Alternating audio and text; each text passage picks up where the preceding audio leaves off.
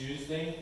We crossed the plane, obviously, flew over the Amazon, flew over the Panama Canal. And of course, today, the final big barrier, the great 401 to get here. But 4 hours later from London, I just about managed it. So thank you again for welcoming me here. I'm sorry Amanda can't be here tonight. She is back in London with our little boy Sam. It would just have been, I think, a little bit too much for him. But it's great to be among you. And yeah, this is, if you don't know us already, this is who we are. Craig and Amanda Cunningham, and our little boy Sam, and our dog Napoleon. If you'd like to meet him, you can come to Bolivia. But we've been missionaries in Bolivia for about a decade now. We began in a city called Trinidad, and we're now in a city called Santa Cruz. We just moved there. We'll talk a little bit about that later. But we've been missionaries, as I'm saying, for about a decade. And I think by now we're fairly used to the routine of coming home, doing furlough, giving reports. And normally it's a case of showing all the things we've been doing, throwing in a few statistics to garland it, to back it all up in a way. And hopefully there'll be time for that in the future. But that's not going to be my focus tonight. This isn't going to be that kind of report. Because the last 2 years have been far from ordinary for us as a couple. But my prayer, and that of Amanda as well, is that you'll be encouraged as we are to see the way that God in His perfect wisdom has worked in these last 2 years. The last time we were with you, I think it was around March or April of 2017. And I think we were in the middle of what seemed a fairly normal furlough period. We come back from Trinidad in Bolivia. We were still in the midst of our work there. Amanda mainly working in the clinic there, Foundation Todai, and I was working primarily in the church. And during that time, we were based with family, staying with family. We were seeing friends, seeing relatives, visiting churches, delivering the usual reports. But I think with hindsight, when we look back, we can see there were signs then that all was not quite as it should have been. Just a few telltale signs. We were very tired. There were various manifestations of that. I think we were more irritable. The Scotsmen, as you know, don't usually get irritable. We were even more so, I think, than usual. And I think above all, we were restless. We were beginning to wonder, I think, if Trinidad was really for us anymore. But at the same time, we get to receive any real confirmation from God about this. And I think by the time that furlough ended and we went back to Bolivia, I think in one sense we were ready to be on our own again because we've been living with family for 5 months. But I don't think we were exactly dying to go back to Trinidad. It wasn't something that was particularly exciting, as if we're honest. Anyway, we did go back, thankfully, in June 2017. And within a couple of weeks of our arrival, we received our first team in quite a few years. And that was a team from my parents' church in Scotland. Definitely the best team we've ever had.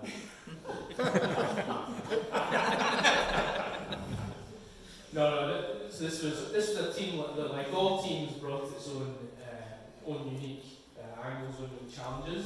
Anyway, Amanda was in charge of this team. Amanda has a real strength of running things like this, especially working with short-term volunteers. So she took charge of this. One of Amanda's strengths is a big project like this. Amanda loves to really sink her teeth into a big project, and she really threw herself into it. And I was involved, of course, in a supporting role as well. But when the team left, and the excitement of this big project died down, and as we got back into what you might call business as usual in the coming weeks and months, well, the symptoms of decline, I think, became more obvious. So Amanda was continuing in her position as Director of Human Resources at the Foundation. And one of the staff members in the clinic had been a running sore for some time. This predated even a furlough. She was very stubborn member of staff, very belligerent, refusing really to listen to any outside counsel. And perhaps worst of all, perhaps most painful of all, she was a sister in Christ. And Amanda had to speak to her upon her return to Trinidad. This wasn't the first time, but she had to speak to her once again about her attitude towards staff and patients. But she point blank refused to listen. And the same problems persisted. And I think there were maybe 2 or 3 such discussions, but nothing came of it. And so this staff member was a drain on the foundation and was becoming a particular drain on Amanda. And for Amanda, going to the foundation every day entailed dealing with this very difficult staff member. And so one day, Amanda simply decided not to go to work. And then the next day. And then the next day. And the days began to stretch into weeks. Furthermore, despite not going to work, Amanda actually became more and more tired. Rather than less so, which you might expect if you weren't working. Now, I wasn't, I think, in a great place either. I was working hard, but I was doing it very much from a sense of duty, of obligation, rather than from any place of real joy. I was doing lots of things that I felt I should be doing, but I was doing very little, I think, that I felt particularly passionate about. I have to say, when I look back, I think, well, at least Amanda had the honesty to admit she wasn't enjoying her work. And the tension in our marriage was only heightening at this point. I began challenging Amanda about being accountable on recent changes, particularly with our supporters.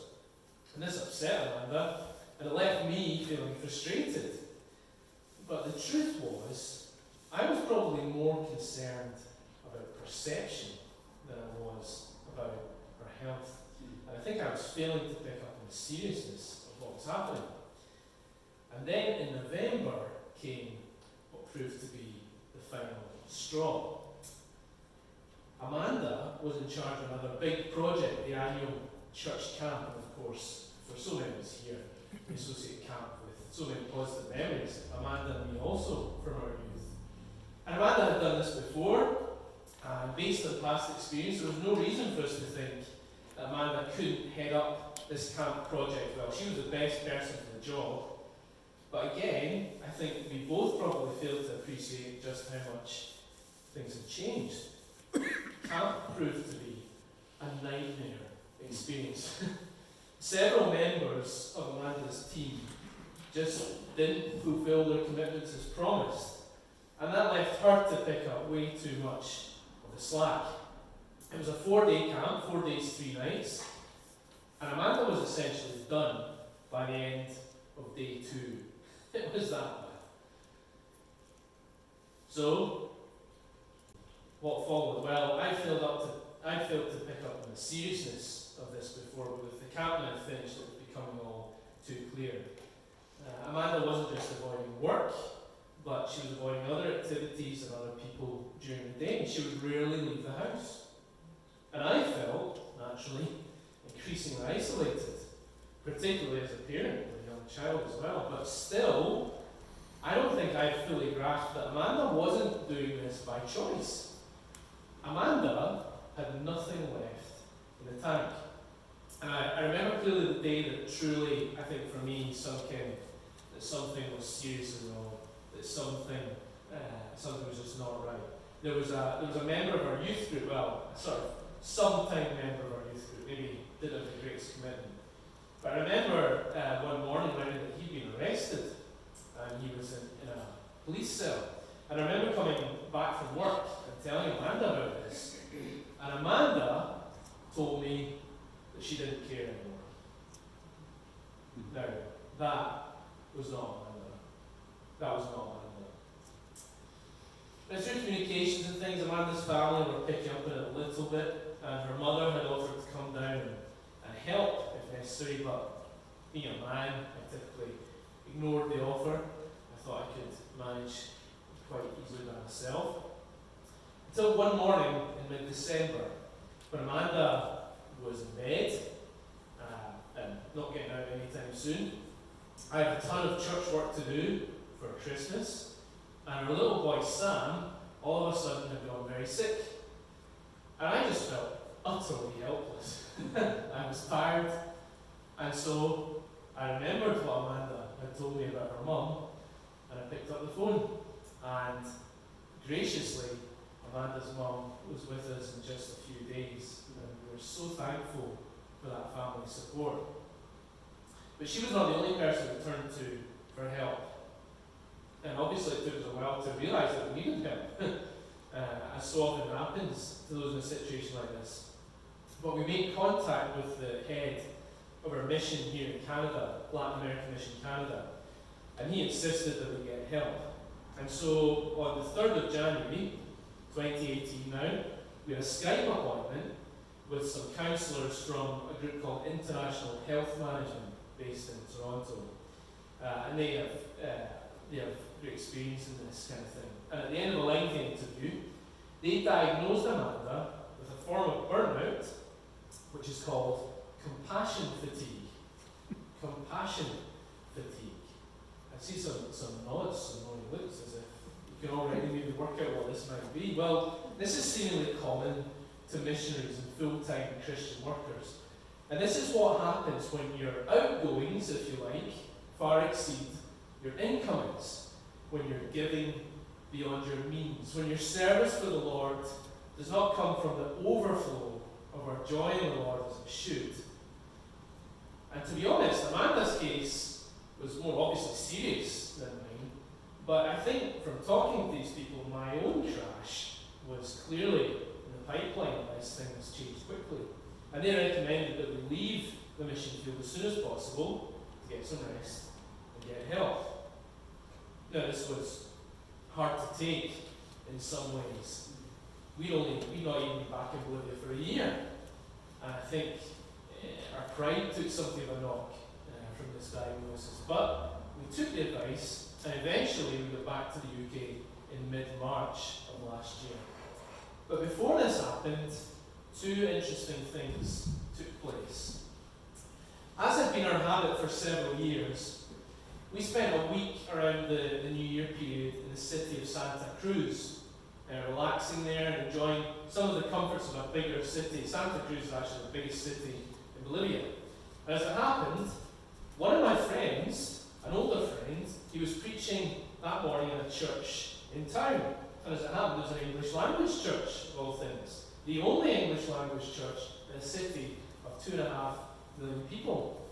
And he invited us to come along. Amanda wasn't feeling up to it, but I came along with Sam. Now, this church had a prayer time every Sunday.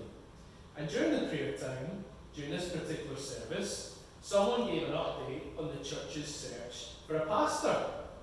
And this had seemingly been going on for over 3 years. But at this point, the search committee was confident that they had a potentially winning candidate in the pipeline.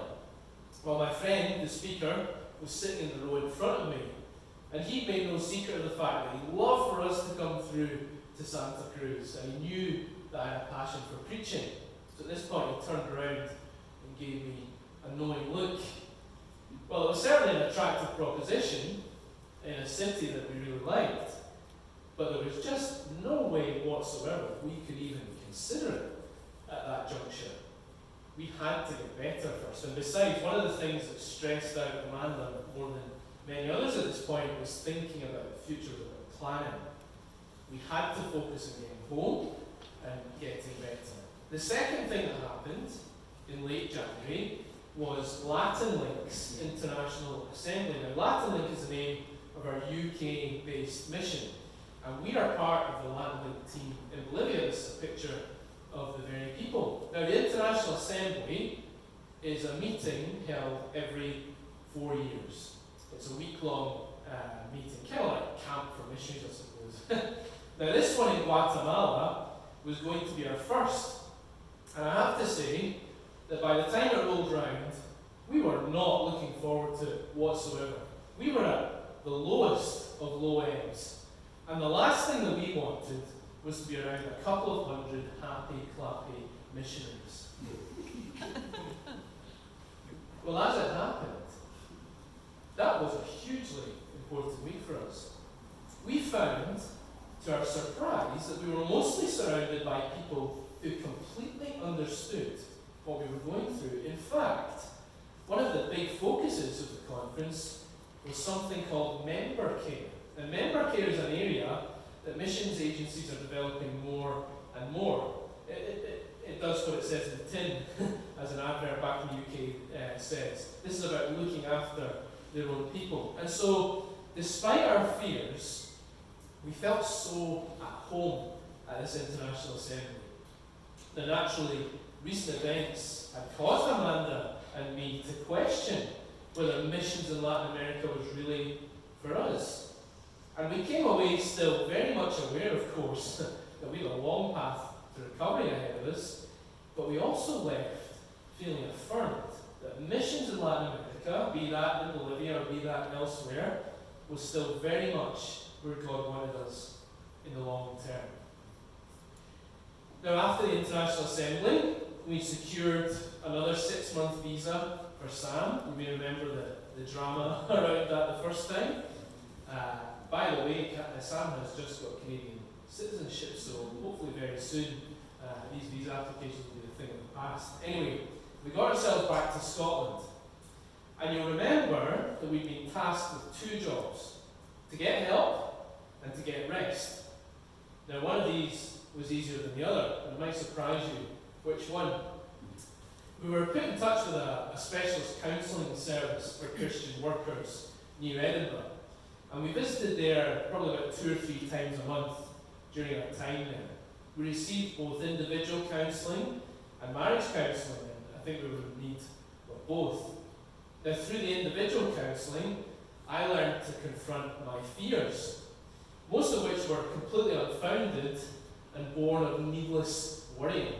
Whereas Amanda spent time processing struggles we've had in the past, such as infertility, or past traumas, such as the roller coaster adoption process, and also past hurts, both on the mission field and elsewhere. Above all, she was encouraged not to be so hard on herself and to overcome mistaken notions of failure in her life. And in the marriage counselling, we had some tough conversations, I must say, that should have been had really many years before. But we came out of them with a far clearer understanding of how to better love and serve one another as a couple. And each of these sessions, I have to say, proved to be of great value. But resting was proving much more difficult. For me in particular, resting has never been easy. I'm one of those people who can delude themselves that they can only properly relax if they're busy, or that rest is only earned if all of the tasks possible to do have been accomplished. The problem with this is that for people like me, when a moment for rest comes, it doesn't feel natural. And so people like me worry that there are tasks that haven't been finished. And of course, if we look hard enough, we'll surely find one. And it took me in particular some time to accept the need for rest and to submit to rest. To go to bed at night knowing that there was absolutely nothing planned for the next day, and to be okay with this. And it also took me a while to understand just how much rest Amanda needed, to the point that by around the halfway point of our time in Scotland, we were discerning no real visible physical improvement in Amanda. And it was around this time that I attended a 3-day conference back at my old seminary in Scotland. And I got into a conversation with an old friend of mine. He was a supporter, and he was well versed in our situation. And I was feeling particularly low, as I just couldn't see much evidence of change. And he repeatedly assured me that we would emerge from this episode and emerge from it far stronger, that this was a good thing for us.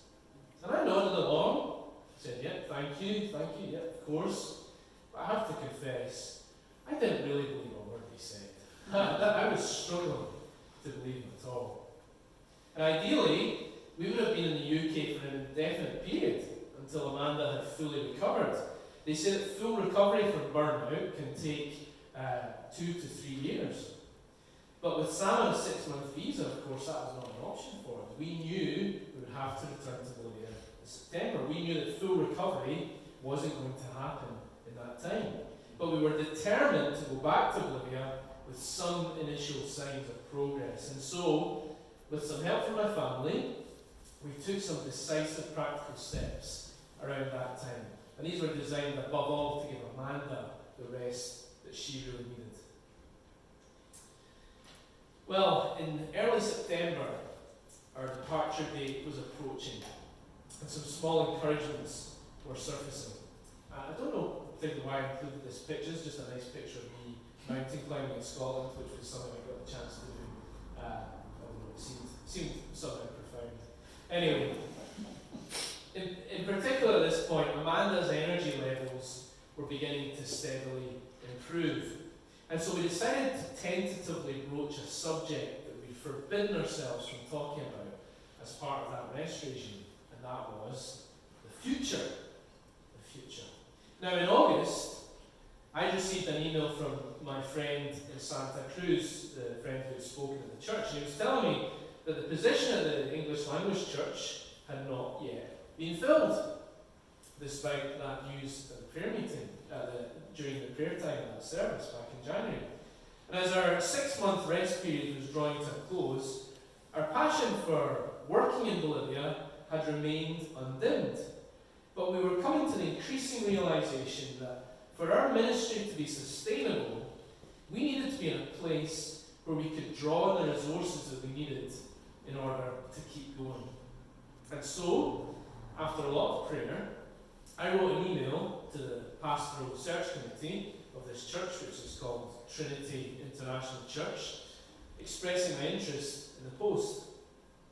I also made contact with the director from Latin America of the Langham Preaching program. I think I mentioned this in past visits here. This is a cell-based preaching training program for pastors and church leaders that I've been involved in for many